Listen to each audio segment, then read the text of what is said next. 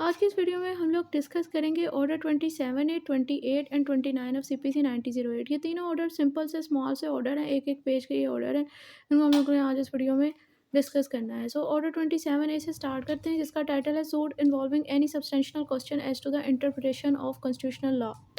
सो order 27A इस subject से deal करता है कि अगर कोई ऐसा सूट जिसके अंदर कोई major question of law involve हो और इस क्वेश्चन ऑफ लॉ पर आपको interpretation of constitutional law required हो, तो इस तरह के सूट के अंदर बेसिकली क्या प्रोसीजर फॉलो किया जाएगा।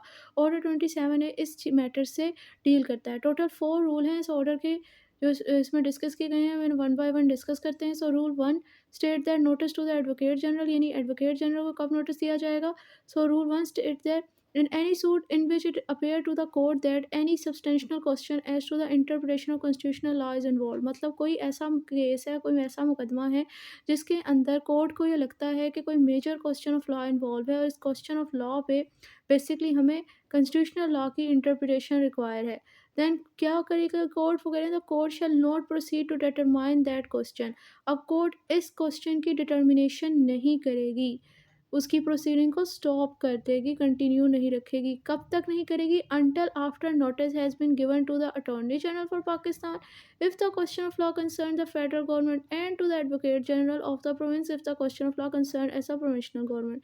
सो कह रही जब तक वो नोटिस नहीं दे देती। अब नोटिस देने के हवाले से दो सिनेरियो हैं। अगर तो क्वेश्चन ऑफ लॉ जिस पर कॉन्स्टिट्यूशनल लॉ की इंटरप्रिटेशन रिक्वायर्ड थी वो फेडरल गवर्नमेंट से रिलेटेड होगा, तब नोटिस दिया जाएगा अटॉर्नी जनरल पाकिस्तान को। और अगर क्वेश्चन ऑफ लॉ जिस पर कॉन्स्टिट्यूशनल लॉ की इंटरप्रिटेशन रिक्वायर है वो प्रोविंशनल गवर्नमेंट से रिलेटेड होगा, तब नोटिस दिया जाएगा advocate general of the province. मतलब जिस स्पेसिफिक प्रोविंशनल गवर्नमेंट से रिलेटेड वो क्वेश्चन ऑफ लॉ होगा, उसी स्पेसिफिक गवर्नमेंट के उसी स्पेसिफिक प्रोविंस के एडवोकेट जनरल को नोटिस दिया जाएगा। So it's mean simple is that rule 1 ये कहता है कि अगर किसी केस के अंदर कोर्ट के सामने कोई ऐसा क्वेश्चन ऑफ लॉ इन्वॉल्व आता है सामने, मेजर क्वेश्चन ऑफ लॉ, जिस पर उसे लगता है कि प्रोसीडिंग को कंटिन्यू रखा ही नहीं जा सकता क्योंकि यहाँ पर हमें कॉन्स्टिट्यूशनल लॉ की इंटरप्रिटेशन रिक्वायर्ड है, यानी इस क्वेश्चन पर हमें कॉन्स्टिट्यूशनल लॉ की इंटरप्रिटेशन रिक्वायर्ड है। अब वो क्वेश्चन जो है, अगर तो वो फेडरल गवर्नमेंट से रिलेटेड था तो कोर्ट उसकी प्रोसीडिंग को स्टॉप कर देगी तब तक जब तक वो उसका नोटिस नहीं दे देती अटॉर्नी जनरल पाकिस्तान को। और अगर वो क्वेश्चन ऑफ लॉ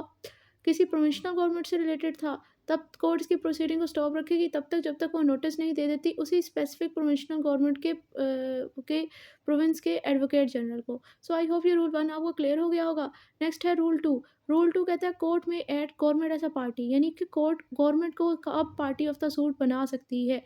रूल 2 इससे डील करता है। So rule 2 state that the court may at any stage of the proceeding order that the federal government और provincial government shall be add as a defended in any suit. वो कह रहे हैं कि government ना किसी भी प्रोसीडिंग स्टेज पे ये ऑर्डर पास कर सकती है, उसके पास ये डिस्क्रिशनरी पावर है कि फेडरल गवर्नमेंट या फिर प्रोविंशनल गवर्नमेंट को सूट के अंदर ऐसा डिफेंडेड ऐड कर लिया जाए। किस सूट के अंदर? जिसके अंदर involving any substantial question as to the interpretation constitutional law, किसी ऐसे सूट के अंदर जहाँ पर कोई major question of law involve है, उससे कॉन्स्टिट्यूशनल लॉ की इंटरप्रिटेशन रिक्वायर्ड है इस क्वेश्चन पर। If the attorney general of Pakistan और advocate general province as the case may be whether upon receipt of a notice under rule 1 और otherwise apply for such addition. और कब add करती है? जब रूल 1 के तहत advocate general attorney general notice मिलने के बाद या फिर वैसे ही दरख्वास्त देते हैं कोर्ट को कि भाई इन्हें ऐसा party of a suit government को ना आप ऐड कर लो, और कोर्ट सेटिस्फाई हो जाती है कि ये एडिशन जो है वो ज़रूरी है और डिज़ायरेबल है, कि जो रियल मैटर ऑफ कंट्रोवर्सी है ना, क्वेश्चन ऑफ लॉ इन्वॉल्व है उनकी डिटर्मिनेशन के लिए कि गवर्नमेंट को पार्टी ऑफ द सूट बनाना ज़रूरी है, तब वो इन्हें ऐड कर लेगी। सो रूल 2 सिंपली कहता है कि गवर्नमेंट को, चाहे वो प्रोविंशनल है फेडरल गवर्नमेंट है, इसको कोर्ट के किसी भी प्रोसीडिंग की स्टेज पे ऐसा पार्टी ऑफ अ सूट बना बना सकती है, यानी इसे डिफेंडेड के तौर पर ऐड कर सकती है। किस किस सूट के अंदर ऐड करती है? जिस सूट के अंदर कोई question of law, major question of law involve होता है जिस पर कॉन्स्टिट्यूशनल लॉ की इंटरप्रिटेशन रिक्वायर है। और कब ऐड करती है? जब एडवोकेट जनरल या अटॉर्नी जनरल रूल 1 के तहत नोटिस मिलने के बाद उससे ऐसा रिक्वेस्ट करते हैं, या फिर वैसे ही उसे दरख्वास्त देते हैं कि आप इसे ऐड करो। और जब वो सेटिस्फाई हो जाती है कि वाक़ई जो मैटर ऑफ कंट्रोवर्सी है ना, जो क्वेश्चन ऑफ लॉ इन्वॉल्व है, उसकी सही से उसको सैटिस्फैक्टरी डिटरमाइन करने की ज़रूरी है कि मैं गवर्नमेंट को पार्टी ऐड करूँ, तब कोर्ट इन्हें पार्टी बना सकती है गवर्नमेंट को सूट के अंदर। सो रूल 3 अब आते हैं वगैरह कोस्ट व्हेन गवर्नमेंट ऐसा ऐड एज़ अ पार्टी, मतलब जब गवर्नमेंट को आप पार्टी के तौर पर ऐड करते हो, तो कोस्ट की लायबिलिटी किस पर आएगी? मतलब अगर लिटिगेशन एंड हो जाएगी तो कोस्ट किसने पे करनी होगी? या पे लायबिलिटी किस पे होगी, या फिर एंटाइटल ऑफ कोस्ट कौन होगा? वो होता है ना, जब केस ख़त्म हो जाता है तो जिस पार्टी की वजह से लिटिगेशन चल रही थी, कोर्ट उसी पार्टी से दूसरी एग्रीड पार्टी को कॉस्ट ऑफ लिटिगेशन भी अवॉर्ड करवाती है। सो रूल 3 इसी सिचुएशन से डील कर रहा है कि जब government party of the suit के तौर पर ऐड होगी, तो फिर इस मुकदमे के अंदर जिसके अंदर गवर्नमेंट पार्टी होती है सूट की, उस तरह के केसेस के अंदर at the end of the litigation कौन पर्सन लायबल टू कॉस्ट होता है कि किसने किसको कॉस्ट पे करनी है, और कौन पार्टी एंटाइटल टू कॉस्ट होती है। सो रूल 3 इससे डील कर रहा है। वो कह रहे हैं फिर under rule 2 government is add as a defended in a suit, मतलब जब रूल 2 के तहत गवर्नमेंट को आप सूट के अंदर ऐसा डिफेंडेड ऐड कर लेते हो। द अटॉर्नी जनरल और advocate general of the government shall not be entitled to और liable for cost in the court which ordered the addition. अब इस सिचुएशन के अंदर जब इनको पार्टी ऑफ द सूट हमने बना लिया, ना तो गवर्नमेंट, ना एडवोकेट जनरल, ना अटॉर्नी जनरल, ना तो इनका राइट होता है कि जब लिटिगेशन एंड हो और इसके फेवर में जजमेंट आ भी जाए, तब इनका राइट नहीं होता कि इनको कॉस्ट अवॉर्ड करवाई जाए, ना ही ये लायबल होते हैं। यानी कि अगर ये हार भी जाएँ तो तब भी इनके ऊपर लायबिलिटी नहीं होती कि ये दूसरी पार्टी को कॉस्ट पे करे। ये जनरल रूल है। एक्सेप्शन इसकी ये है कि unless the court having regard to all the circumstances of case for any special reason otherwise direct, लेकिन अगर कोई सर्कमस्टांसेस हैं जहाँ पर कोई कोर्ट स्पेशल रीज़न रिकॉर्ड करती है, और उसकी बेस पर कोर्ट कह सकती है कि भई आप कॉस्ट पे करो, या आपको कॉस्ट के इन्हें अवॉर्ड कर सकती है। ये जनरल रूल की एक्सेप्शन है। नेक्स्ट है rule 4, when application of order to appeal, in the application of this order to appeal the word defendant shall be held to include the respondent and the word suit and appeal. वो कह रहे हैं जब आप लोग इसी order की provision को अप्लाई कर रहे हैं ना एपेलेट स्टेज पे, एपेलेट प्रोसीडिंग पे, अपील प्रोसीडिंग पे, तो वहाँ पर डिफेंडेंट के वर्ड में शामिल होगा रिस्पोंडेंट का वर्ड, और सूट की जगह पर अपील का वर्ड। इसका मतलब सिंपल ये है कि ये जो है ना ऑर्डर 27 की प्रोविजन, ये एपेलेट स्टेज पर भी अप्लाई हो सकती है, अपील लेवल पर भी एप्लीकेबल होंगी। सो अब आ जाते हैं ऑर्डर 28। ऑर्डर 28 का टाइटल सूट बाय और अगेंस्ट मिलिट्री और नेवल मैन और एयरमैन। मतलब ये कि ये जो आर्मी के, बहरी या फ़ज़ाइया के जो आम ऑफ़िसर होते हैं ना, जब ये लोग दावा दायर कर रहे होते हैं या इनके अगेंस्ट दावा दिया, आम ऑफ़िसर का तो वर्ड नहीं लिखा हुआ, मतलब हाई रैंक के भी हो सकते हैं, ओके, सिंपल इज़ दैट ये है कि इस ऑर्डर 28 ये कहता है कि जब फ़ौज के सोल्जर, अब फ़ौज के 3 डिपार्टमेंट हैं मेन, एक है मिलिट्री, एक है नेवल और एक यानी एयर फ़ोर्स है और एक नेवी है। तो कह रहे हैं कि अगर ये जो फ़ौज के ऑफ़िसर होते हैं ना, आया ये आर्मी के हों, नेवी में हो या फ़ज़ाइया के हो, जब ये लोग दावा दायर कर रहे होते हैं, इनके अगेंस्ट दावा किया जा रहा होता है, तो तब क्या प्रोसीजर फ़ॉलो किया जाता है। ऑर्डर 28 जो है वो इस मैटर से डील करता है। इसके टोटल 3 रूल हैं। सो रूल 1 क्या कहता है, वो कह रहे हैं ऑफ़िसर, सोल्जर, सेलर और airman who can not obtain leave may authorise any person to sue और डिफेंड फॉर देम। मतलब वो कह रहे हैं कि ये जो फ़ौज के सिपाही हैं, चाहे वो आर्मी के, नेवी के, आर्मी के लिए उन्होंने ऑफिसर सोल्जर का वर्ड लिखा हुआ है, सेलर के जो है वो यानी तैराक हो गए, यानी कि नेवी के जो आम सिपाही हैं, एयरमैन यानी कि जो एयर फोर्स के आम सिपाही हैं, वो पर्सन जो है वो छुट्टी नहीं ले सकते, तो वो किसी और पर्सन को ऑथोराइज़ कर देते हैं कि भई आप हमारी बिहाफ़ पे ना केस को डिफेंड करो या स्यू करो। सो इसके टोटल 3 सब रूल हैं। इस रूल 1 के इसमें क्या बताया गया है, इसको डिस्कस करते हैं। कह रहे where any officer, soldier, sailor, airman actually in the service of a state, मतलब कोई भी ऑफिसर और वो सोल्जर, सेलर और एयरमैन कोई भी हो सकता है जो कि सर्विस ऑफ स्टेट है, मतलब स्टेट के लिए अपनी सर्विस प्रोवाइड कर रहा है। Is such a capacity is a party to suit, मतलब वो अपनी इसी ऑफिशियल कैपेसिटी में, मतलब ऐसा soldier of the any department of the army, वो कह रहे हैं कि चाहे वो नेवी हो, फ़ज़ाइया या फिर आर्मी, उसके अंदर किसी भी कैपेसिटी के अंदर, मैंने मिलिट्री की किसी भी कैपेसिटी के अंदर वो पर्सन जो है ना वो पार्टी ऑफ द सूट है। मतलब वो ऐसा फ़ौजी कैपेसिटी के अंदर ही पार्टी ऑफ द सूट है, and can not obtain leave of absence for the purpose of prosecuting और defending in the suit in person, और पर्सनली दावा दायर करने के लिए या डिफेंड करने के लिए वो छुट्टी वगैरह नहीं ले सकता। सो क्या होगा, ही में ऑथराइज एनी पर्सन टू स्यू और डिफेंड इन हिज स्टेट, वो किसी और पर्सन को अपने बिहाफ पे ऑथराइज कर देगा कि वो मेरे उसके बिहाफ पे सूट को डिफेंड करे और स्यू करे। सब रूल 2, अब ये ऑथराइज़ेशन उसने किस तरह अपॉइंट करना है, मतलब ये अथॉरिटी उसने किस तरह देनी है, सब रूल 2 इससे डील करता है। सब rule 2 state that the authority shall be in writing, it shall be signed by the officer, soldier, sailor और एयरमैन। अब वो कह रहे हैं कि ये अथॉरिटी रिटन फॉर्म में होनी चाहिए और उस ऑफिसर के साइन होने चाहिए। अब ये ऑफिसर, सोल्जर, सेलर और एयरमैन कोई भी हो सकता है। मतलब या तो वो मिलिट्री का भी सिपाही हो सकता है, नेवी का भी हो सकता है या फ़ज़ाइया का भी हो सकता है। In the presence of his commanding officer, खुद साइन करने हैं इसने, और अपनी कमांडिंग ऑफिसर मतलब जो इसकी बुलेटिन का जो हेड होगा ना, कमांडिंग ऑफिसर उसकी मौजूदगी के अंदर करने हैं। और ही next subordinate officer if the party is himself the commanding officer, और हो सकता है ये जो पार्टी सिर्फ डिफेंड कर रही है और खुद नहीं कर सकती, वो खुद ही बल्कि वो बटालियन का हेड हो यानी कमांडिंग ऑफिसर हो, तो फिर उसने अपने जो उससे सबऑर्डिनेट ऑफिसर होगा ना नेक्स्ट उससे कम रैंक का, उसकी मौजूदगी के अंदर सिग्नेचर करने हैं। और where the officer, soldier, sailor और airman is serving in the military, naval और एयरफोर्स स्टाफ एम्प्लॉयमेंट, और अगर ये जो ऑफिसर है आया वो मिलिट्री का है, नेवी का है, फ़ज़ाइया का है, वो इनमें किस एनी डिपार्टमेंट के ना किसी स्टाफ एम्प्लॉयमेंट के अंदर ऑफिसर है।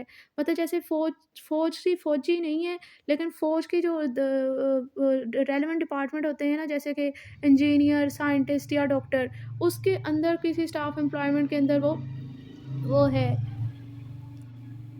ऑफिसर है।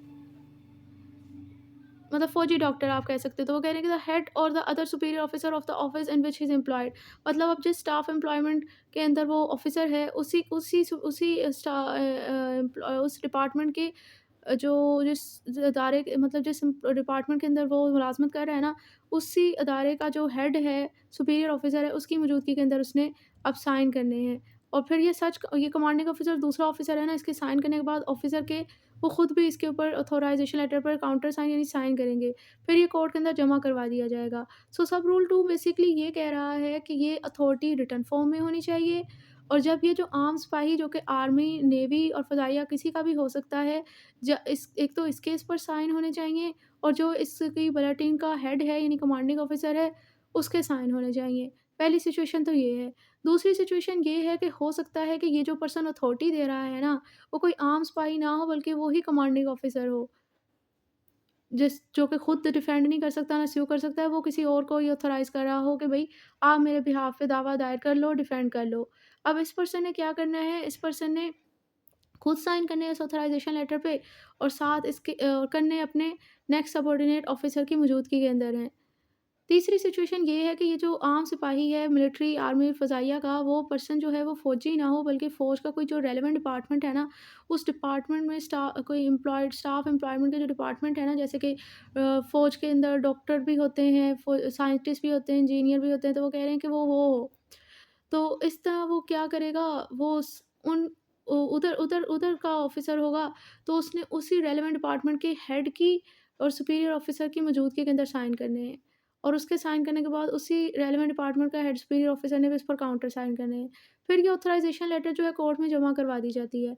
सब रूल 3 कहता है कि when so filed the counter sign shall be sufficient proof that the authority was duly executed. ये जो काउंटर सिग्नेचर जमा करवाए जाते हैं ना, मतलब सिग्नेचर जो उस आपके डिपार्टमेंट के जो हेड है वो कर देता है, आपका कमांडिंग ऑफिसर या सुपीरियर ऑफिसर जो सिग्नेचर कर रहा है, वो इस चीज़ का सफिशिएंट प्रूफ माना जाता है कि वाक़ई ये अथॉरिटी मुकम्मल तौर पर एग्ज़ीक्यूट हुई है, मतलब उसी की तरफ से दी हुई है, और that the officer soldier by whom it was granted could not obtain leave of absence for the purpose, और जिस पर्सन ने ये दी है ना, मतलब ये जो ऑफिसर है, चाहे वो सोल्जर, सेलर और एयरमैन है, वो आ नहीं सकता था, वो बगैर वो छुट्टी नहीं ले सकता था, पर्सनल अपनी कैपेसिटी में सूट को डिफेंड करने के लिए और प्रोसिक्यूट करने के लिए।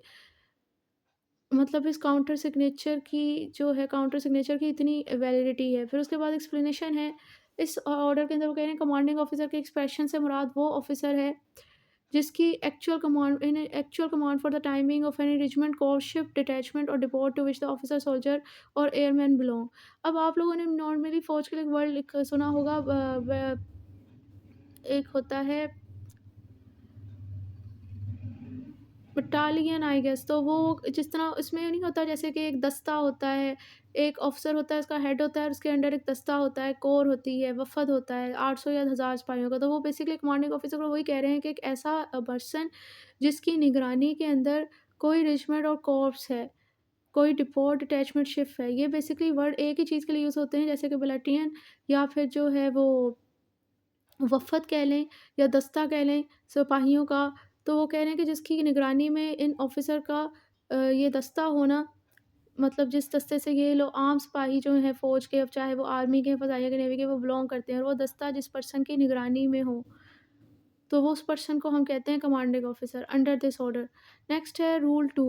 रूल 2 कहता है पर्सन्स ऑथराइज्ड में एक्ट पर्सनली और अपॉइंट लीडर, मतलब जिस पर्सन को वो ऑफिसर अपने बिहाफ पे अपॉइंट ऑथराइज़ करता है ना कि आप मेरे बिहाफ पे केस को लीड करो यानी प्रोसिक्यूट करो या डिफेंड करो, वो जो ऑथराइज़ पर्सन है आगे उसके पास भी इस केस को डील करने के हवाले से 2 ऑप्शन है। नंबर 1 तो ये कि या तो वो पर्सनली इसको प्रोसिक्यूटर डिफेंड करेगा या फिर किसी वकील को अपॉइंट कर लेगा प्रोसिक्यूटर डिफेंड करने के लिए। टाइटल से यही चीज़ क्लियर हो रही है और आगे रूल में भी यही बताया हुआ है, लेकिन फिर भी पढ़ लेते हैं। वो कह रहे हैं कि any person authorised bye an officer, soldier, sailor और एयरमैन, कोई भी ऐसा पर्सन जो कि इस ऑफिसर की तरफ से ऑथराइज़ किया जा सकता है, वो ऑफिसर, सोल्जर, सेलर, वुमेन कोई भी हो सकता है, टू प्रोसिक्यूट और defend a suit in his stead. किस पर्पज़ के लिए ऑथराइज़ किया जा रहा है कि वो उसकी जगह पे ना केस को डिफेंड करे और प्रोसिक्यूट करे। तो वो पर्सन जो है वो प्रोसिक्यूट और defend in its person in the same manner as a officer, soldier, seller could do if they present. तो ये इस केस को प्रोसिक्यूट और डिफेंड करेगा पर्सनली इसी तरह जैसे अगर ये ऑफिसर खुद प्रेज़ेंट करता। और इसके अलावा he may appoint a pleader to prosecute और defend the suit on behalf such officer, और इसी तरह वो इस ऑफिसर के बिहाफ पे इसको प्रोसिक्यूट और डिफेंड करने के लिए कोई प्लीडर यानी कोई वकील वगैरह भी अपॉइंट कर सकता है। आगे है रूल 3, वो कह रहे हैं सर्विस ऑन पर्सन्स ऑथराइज्ड और on his pleader to be good service. मतलब ये कि जो अब जो दावा दायर हो चुका है तो ज़ाहिर-सी बात है समन और नोटिस वगैरह भी आएँगे, तो वो कह रहे हैं कि जो सर्विसेज़ है ना समन और नोटिस की, ये पर्सनली तौर पर उस ऑथराइज़्ड पर्सन को भी दी जा सकती हैं या फिर जो उसने वकील अपॉइंट किया होता है, इसी ऑफ़िसर के केस को प्रोसिक्यूट डिफेंड करने के लिए उस पर्सन को भी दी जा सकती हैं। दोनों केस में किसी को भी दी जाएँ तो वो इफेक्टिव गुड सर्विस मानी जाएगी। सो रूल 3 क्या कहता है? वो कह रहे हैं process served upon any person authorised by any officer, soldier, sailor man under rule 1 और अपॉन मतलब ये जो प्रोसेस सर्व मतलब समन नोटिसेस वगैरह जो हैं वो किसी ऐसे पर्सन को दिए जाते हैं जो कि इस ऑफिसर की तरफ से ऑथराइज़ किया गया है इसके आप उसको प्रोसिक्यूट और डिफेंड करने के लिए रूल 1 के तहत, या फिर किसी ऐसे प्लीडर को दिए जाते हैं जो कि इस ऑथराइज़्ड पर्सन की तरफ से अपॉइंट किया गया होता है इसी ऑफिसर को प्रोसिक्यूट और डिफेंड करने के लिए। वो इन दोनों में से किसी को भी सर्विसेज़ दी जाएँ वो फैक्चुअल समझी जाएँगी और ऐसे ही कंसीडर की जाएँगी जैसे कि पर्सनली तौर पर पार्टी को दी गई हैं, और वो कौन-सी पार्टी की बात हो रही है, मतलब उसी ऑफ़िसर को दी गई हैं जिसके बिहाफ़ पे ये दोनों केस को प्रोसिक्यूट और डिफेंड कर रहे हैं। नेक्स्ट आ जाता है ऑर्डर 29, जिसका टाइटल है सूट बाय और अगेंस्ट कॉरपोरेशन। मतलब कि जब कोई कंपनी, कोई कॉरपोरेशन दावा दायर कर रही होती है या दावा डिफेंड कर रही होती है, तो क्या प्रोसीजर फॉलो किया जाएगा। ऑर्डर 29 इससे डील करता है। इसके टोटल 3 रूल्स हैं जिसके अंदर बेसिकली ये बताया गया है कि कंपनी जब दावा दायर कर रही है यानी कॉरपोरेशन जब दावा दायर कर रही है, डिफेंड कर रही है, तो इसके बिहाफ पे ये जो प्लीडिंग है उसको सिग्नेचर वेरिफिकेशन कौन करेगा। रूल 1 इस ऑर्डर का इससे डील करता है, और फिर बताया गया है कि इसको समन नोटिसेस जब ये दावा दायर कर रही है, डिफेंड कर रही है, तो किसको दिए जाएँगे। ये रूल 2 इससे डील करता है। लास्ट रूल इसका जो है इस ऑर्डर का इस बात से डील करता है कि अब इनकी जो जब ये दावा डिफेंड कर रहे हैं या जिससे या प्रोसिक्यूट कर रहे हैं, तो अब इनके बिहाफ पे कोर्ट के अंदर जो पेशियों पे नहीं अपेयरेंस किसने देनी है, किस पार्टी ने पर्सनली अपेयर किसने होना है। क्योंकि ये सारी चीज़ें, ये रूल इसलिए यहाँ पर डिस्कस किए गए हैं इस ऑर्डर के अंदर क्योंकि कॉर्पोरेशन एक आर्टिफिशियल पर्सन है, ज़ाहिर-सी बात है एक आम इंसान की तरह सिग्नेचर वगैरह तो नहीं कर सकती है प्लीडिंग पे। तो वही बताया जा रहा है कि अगर ये दावा कर रही है, इसके यहाँ पे कोई दावा किया जा रहा है, तो प्लीडिंग की साइन और वेरिफिकेशन किसने करनी है। इसी तरह ये एक ह्यूमन बीइंग तो नहीं है, पूरी बिल्डिंग तो कोर्ट में नहीं आ सकती, तो कह रहे हैं कि इनके बिहाफ पे जब ये प्रोसिक्यूटर डिफेंड कर रहे हैं, तो कोर्ट में किसने आना है। इसी तरह ये है कि ना ये पर्सन है कि इनको समन दे दिया जाए, उनके सिग्नेचर ले लिए जाएँ, तो वो कह रहे हैं इनके बिहाफ पे समन नोटिस वगैरह किसको दिया जाएगा। ये सारी चीज़ें जो हैं वो इस ऑर्डर 29 के अंदर डिस्कस की गई हैं, वो इनको वन बाय वन कवर करते हैं। सो रूल 1 कहता है subscription and verification of a pleading in suit by और अगेंस्ट अ कॉर्पोरेशन।